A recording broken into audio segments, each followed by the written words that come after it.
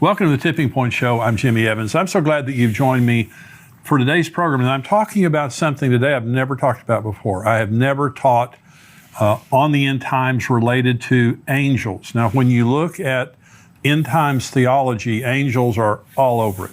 And we're going to be talking about a lot of end time theology today and the book of Revelation.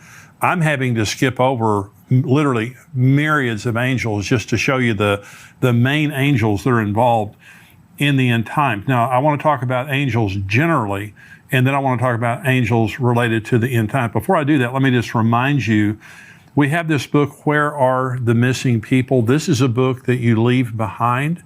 You know, once we're raptured and the Lord takes us out, there are going to be billions of people left on the earth. And this book is designed, it says the sudden disappearance of millions and what happens next. And so what this book does is it allows you to keep this on your coffee table, your bedside table, your car, your apartment, your dorm room, wherever you leave it. But somebody, when we're gone, people are going to be going through our stuff, and this will help them to know what just happened, to explain to them what the Bible said just happened, and lead them to Christ, and explain to them how to have a relationship with Christ, and also explain to them what's about to happen in the world. So this is going to be an eternity saver for a lot of people. Now, we just went over 100,000 of these books that we've sold. These have been selling very quickly. And so you can go to missingpeoplebook.com and you can get a big discount there if you're buying more than one. You can buy one. You can also get it on Amazon.com. I think it's $8.95 or something like that. We have almost 1,000, and you can go on Amazon and see all of the reviews that we have. I think we have like almost 1,000 five-star reviews of this book. People are reading it, and it's blessing them, and some people are getting saved reading this book right now. So missingpeoplebook.com. And I'm saying this too right now because Christmas is coming up, and you might want to give these away to family members and things like that, just to empower them to leave it around for someone. But if they read it, I can promise you, it's going to bless them. And in some cases, it's going to wake them up to the reality of what's going on in the world. These are the testimonies that we're getting from this. Where Are the Missing People? You can get it on missingpeoplebook.com, and you can also get it on Amazon.com. But if you're buying more than one, you'll get a much better discount on missingpeoplebook.com. Let me talk about angels. One of the subjects that is very central to end times teaching is how involved angels are in carrying out God's plan. And in studying about angels in the end times, let's begin to understand who angels are and the role that they play. And so the first thing is they're ministering spirits sent to help believers and those who will inherit salvation. This is what Hebrews 1 says about angels. But to which of the angels has God ever said, "Sit at my right hand till I make your enemies your footstool"? Are they not all ministering spirits sent forth to minister for those who will inherit salvation? They're just God's servants that come into the earth realm to minister to us. And so, we have angels, and I'll talk about that more in just a minute. We have angels. John Lindell was on the program. He is the pastor of James River Church, and he had a very powerful encounter with an angel that healed him. The angel grabbed him. He had cancer and healed him of cancer. Psalm 34:7 says, "The angel of the Lord encamps around those who fear him and delivers them." Psalm 91 says, "Because you have made the Lord, who is my refuge, even the Most High, your dwelling place, no evil shall befall you, nor shall any plague come near your dwelling. For he shall give his angels charge over you to keep you in all your ways. In their hands they shall bear you up, lest you dash your foot against a stone. You shall tread upon the lion and the cobra, the young lion and the serpent you shall trample underfoot." Now notice both of those scriptures there, that they protect those who put their trust in God, that they fear God. They're trusting in God's protection and under God's authority. And I heard someone say one time, we have guardian angels that, like when we're driving down the road, they're there to guard us. But if we exceed the speed limit, that they can't go faster than the speed limit. Now, that's kind of a joke. They can go as fast as they want to go. But I do believe that there is a special presence of God, an angelic presence of God, when we're submitted to God and when we're trusting Him. And so they also escort us to heaven when we die. Now, this is Luke chapter 16. There was a certain beggar named Lazarus, full of sores, who was laid at his gate, desiring to be fed with the crumbs which fell from the rich man's table. Moreover, the dogs came and licked his sores. So it was the beggar died and was carried away by the angels to Abraham's bosom. The rich man also died and was buried, and being in torment in Hades, he lifted up his eyes and saw Abraham afar off and Lazarus in his bosom. Now, notice it says the angels carried Lazarus. It didn't say they carried the rich man. And so now I've been at the bedside of many, many believers when they died. Let me tell you, when I was a young pastor, I dreaded doing funerals, and I dreaded people dying in the church that I pastored. But when it started happening, one of the things that I noticed was the presence of God at the death of a Christian is unbelievable. It's one of the most precious things in the world, most powerful things in the world. And my father-in-law died a few years ago, very strong Christian, went to sleep and never woke up again. And so we talked to the hospice nurse, and she said, well, he's maybe a day or two away from passing. And she said that don't be surprised right before his heart stops beating if he doesn't open his eyes and reach his arms out. She said, because the angels come for him. Well, if there's anyone who knows about that, it would be a hospice nurse. And she said it just matter-of-factly, and I believed her. And so as a believer, when we pass, angels come and take us into the presence of God. And the Bible says that very clearly there. Children have angels. This is Matthew 18. Jesus said, take heed that you do not despise one of these little ones. For I say to you that in heaven their angels always see the face of my Father who is in heaven. So God evidently assigns an angel to each one of our children. And remember, up until about the age of 13, children, any child that dies goes to heaven. And so they're before the age of accountability. The angel of the Lord, sometimes when you're reading in the Old Testament, you'll notice it says the angel of the Lord, and angel is capitalized. That's Jesus. The angel of the Lord in the Old Testament is Jesus pre-incarnate, and Jesus is all over the Old Testament in his pre-incarnate form. But we're not to worship angels. And so again, Jesus isn't an angel, by the way. He's just he's over the angels. Angels are not created in the image of God. We are created in the image of God. Angels are simply ministering spirits that God created to minister on his behalf, but they are not in his image, and they will not marry Jesus. We are of a higher created order than the angels eternally. We are for a little while lower than the angels, is what the Bible says, but we are of a much higher order than the angels. And so Colossians chapter 2 says, let no one cheat you of your reward, taking delight in false humility and worship of angels, intruding into those things which he has not seen, vainly puffed up by his fleshly mind, and not holding fast to the head, from whom all the body, nourished and knit together by joints and ligaments, grows with the increase that is from God. So angels, throughout the Bible are messengers and ministers of the truth, but we don't worship angels. Now, I've been a pastor for 40 years, and there was a fad that was in the church for a good number of years, maybe 5 or 10 years. And some pastors and a lot of individuals were having encounters with angels. Now, I'm sure some of them may have been true.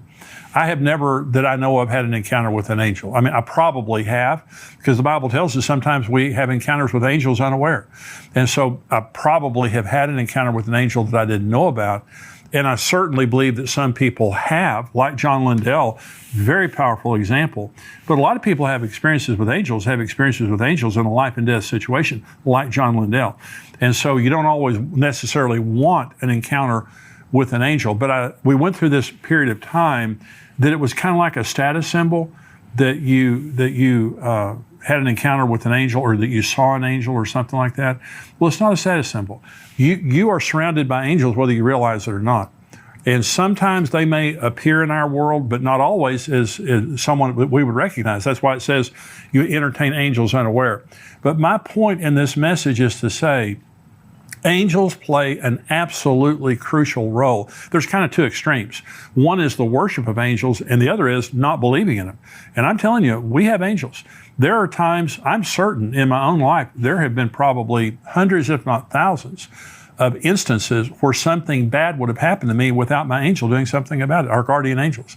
And so they play a huge role in our lives.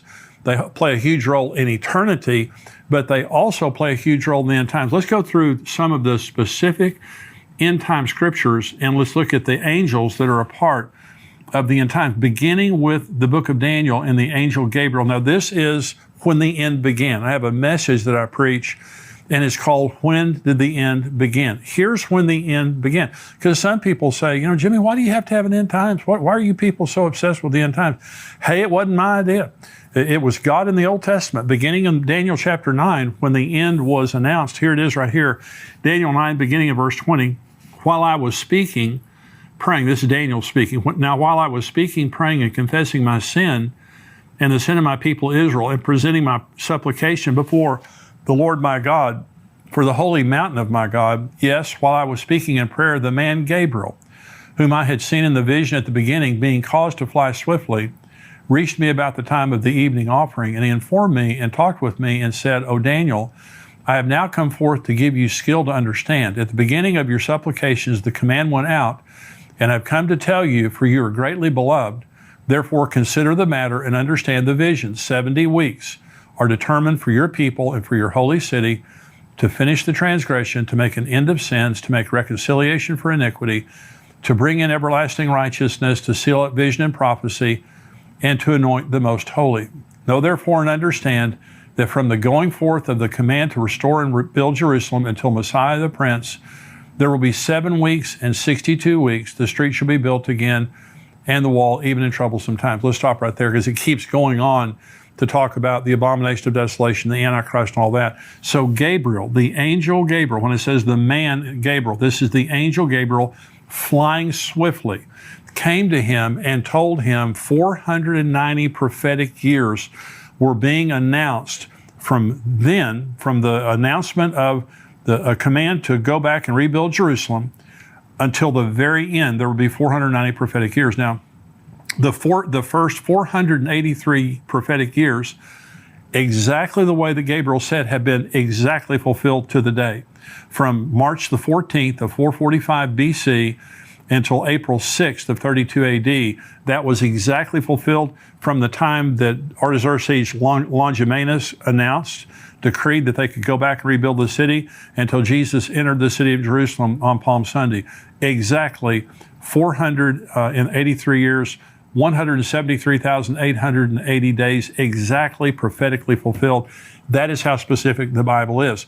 But there are 7 years left to be fulfilled. That's the tribulation.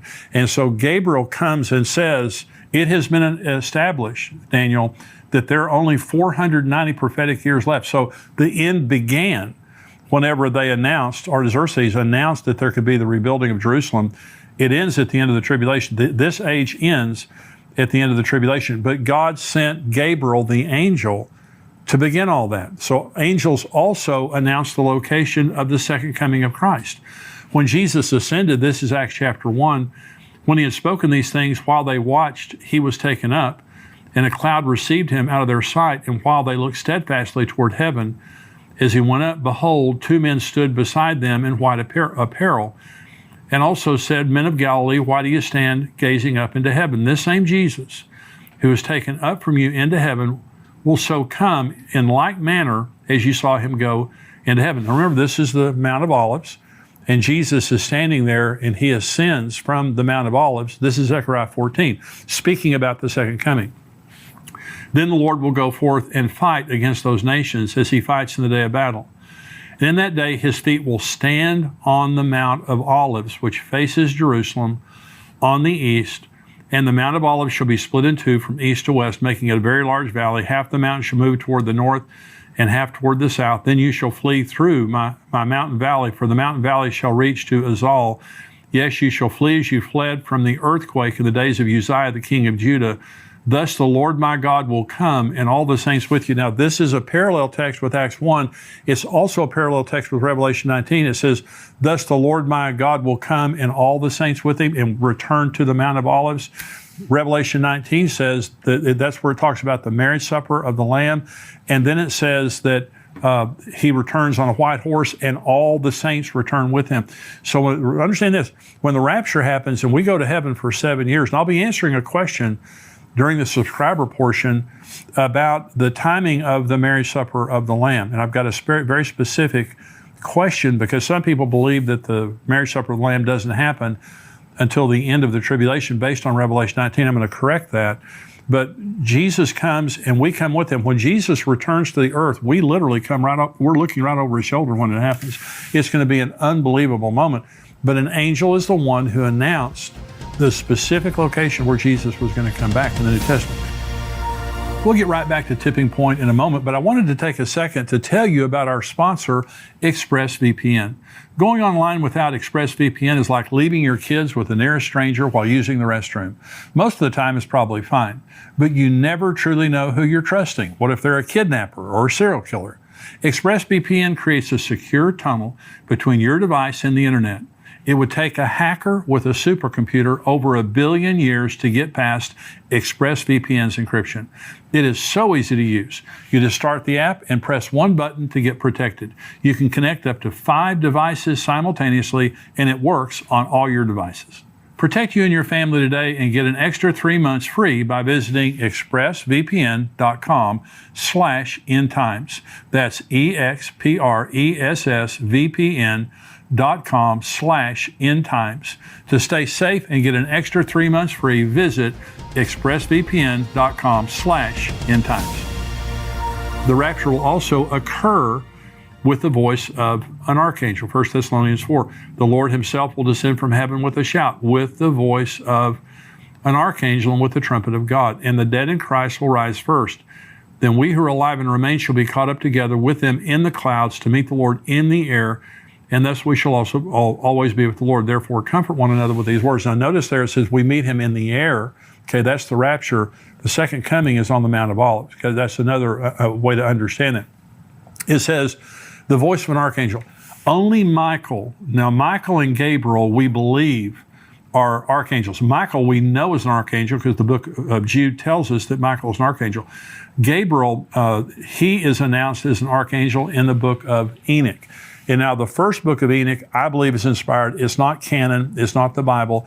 The other 2 books of Enoch are not inspired. They've already been proven to be false. Now remember, the book of Jude quotes the book of Enoch. And so you can't dismiss the book of Enoch. But I believe Michael and Gabriel, so at the rapture, either Michael, Gabriel, there's going to be the voice of an archangel there. The book of Revelation was given to John by the Lord's angel. This is Revelation 1.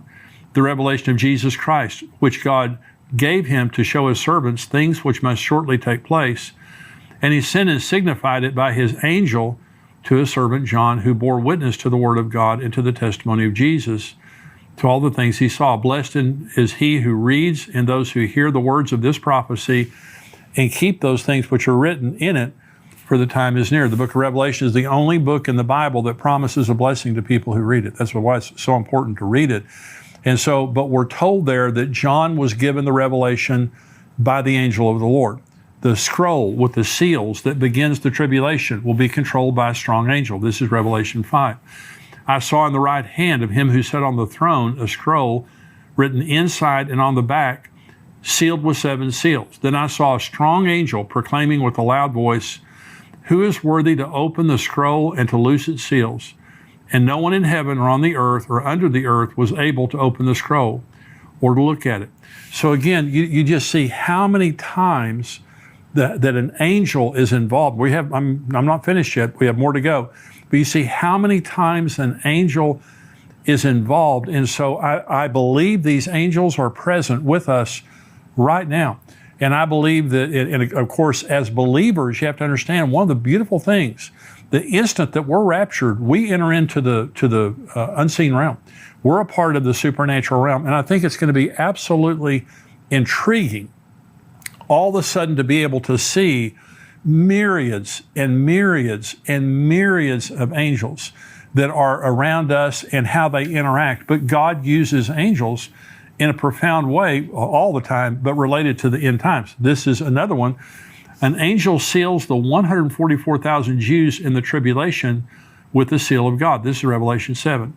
After these things, I saw 4 angels standing at the 4 corners of the earth, holding the 4 winds of the earth, that the wind should not blow on the earth or the sea or in any tree. So there are 4 angels right there. Then I saw another angel ascending from the east, having the seal of the living God, and he cried with a loud voice to the 4 angels to whom it was granted to harm the earth and the sea, saying, do not harm the earth, the sea, or the trees, till we have sealed the servants of our God on their foreheads. And I heard the number of those who were sealed. 144,000 of all the tribes of the children of Israel were sealed. Now this is Revelation 14, again talking about the 144,000. Then I looked, and behold, a lamb standing on Mount Zion, and with him 144,000, having his Father's name written on their foreheads. So an angel is the one who seals the 144,000 in their forehead, because they're not going to be harmed. All these judgments that are coming in on the earth, they're not going to be harmed. But here's interesting. It says his Father's name. The Lamb was with the 144,000 because they go around the world proclaiming the gospel to the entire world, but his Father's name is on their forehead. So this is interesting.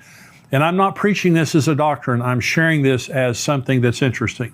And that is, there are those that believe that the church is the bride of Jesus and the Jews are the bride of the Father. Now remember, you go to Revelation 21 and you read about the New Jerusalem. It says there are 12 gates to enter the city of the New Jerusalem, and every gate has the name of a patriarch on it, the 12 sons of Jacob. Okay, so all around. But it has 12 foundations, and each of the foundations has a name of the apostle. So it's interesting, the New Jerusalem is branded both to the church and to the Jews. And so an example is, before Jesus came, and in the Old Testament, before Jesus became the standard of salvation, what happens to David? What happens to Moses? What happens to Aaron? What happens to, all the wonderful people in the Old Testament? Well, they certainly don't go to hell. And so where do they go? So there are those that believe that in the New Jerusalem, this is shared by the Old Testament Jewish saints that are the bride of the Father, and the church that is the bride of Christ. Interesting thing. Okay.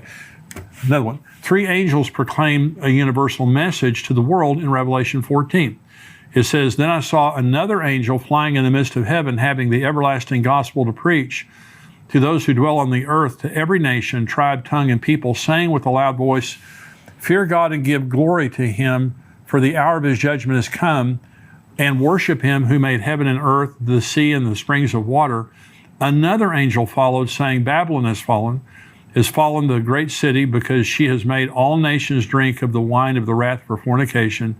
Then a third angel followed with them, saying with a loud voice, if anyone worships the beast and his image, and receives his mark on his forehead or on his hand, he himself shall also drink of the wine of the wrath of God, which is poured out full strength into the cup of his indignation.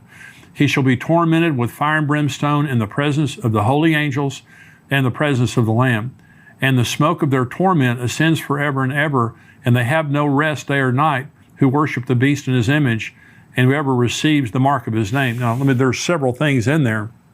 The first is, it says that they'll be tormented in the presence of the Lamb and his holy angels. Satan is not the Lord of hell. Jesus is the Lord of hell. And so Satan is in the judgment of hell like everybody there with him. He's bound there. And so, but it begins by saying an angel came and proclaimed the everlasting gospel to the 4 corners of the world, every tribe, nation, and tongue. When Jesus said this gospel will be preached into all the world and then the end will come, that's when it happens. It happens through the church before the rapture. It happens through the 144,000 after the rapture. It happens through the 2 witnesses after the rapture. And finally, it happens with this angel in Revelation chapter 20, preaching the gospel supernaturally to every person on earth. And so these angels that are proclaiming the gospel, and Babylon has fallen, and the unforgivable sin of taking the mark of the beast, these are all angels proclaiming 3 important messages. And here's finally, an angel binds Satan for 1,000 years at the beginning of the millennium. This is Revelation 20. Then I saw an angel coming down from heaven, having the key to the bottomless pit and a great chain in his hand. He laid hold of the dragon, that serpent of old, who is the devil and Satan, and bound him for 1,000 years. And he cast him into the bottomless pit and shut him up and set a seal on him, that he should deceive the nations no more till the 1,000 years were finished. But after these things, he must be released for a little while. Here's the wonderful thing about that scripture. It just takes one angel. When it talked about the seals, it says a strong angel said, who is worthy to break the seals? This doesn't even say it's a strong angel. So let me just say, first of all, when Satan fell, he took a third of the angels with him. That means that 2/3 stayed with God. That means in the angelic realm, the angels of God are twice as powerful as the angels of Satan. But how much more powerful is God than Satan? It would be like the United States of America fighting 30 people. There's just no comparison. I mean, God is infinitely more powerful than the devil. So when it comes time to lock the devil up, one angel goes over and takes him and puts him in the bottomless pit. But I just want you to notice now the angelic participation in the end times, but the same is true for us today. We don't worship angels, but you need to remember, you have angels around you all the time. And God is using those angels in your child's life. The day that if Jesus tarries and we pass away, they're going to take us into the presence of God. In the meantime, we have guardian angels that are with us. They're ministering spirits sent to render aid to God's elect. So when you're praying for yourself, you're praying for your family, you're praying for your children, whoever you're praying for, angels are dispatched. God uses angels in a supernatural way in the earth realm to help us, but they are and will be a major part of the end times. Now I'm going to talk about Israel. We're going into the subscriber portion. I'm going to talk about some incredible things that are happening regarding the building of the third temple. I'm also going to be answering a lot of questions right now. We have a lot of end time questions that our subscribers have written in, so I'm going to be answering these questions. If you're not a subscriber to endtimes.com, it's $7 a month, $77 a year. You get the full Tipping Point podcast plus all of our videos and articles that come out all week long and all of our archives. $7 a month, and there's a 7-day trial period also.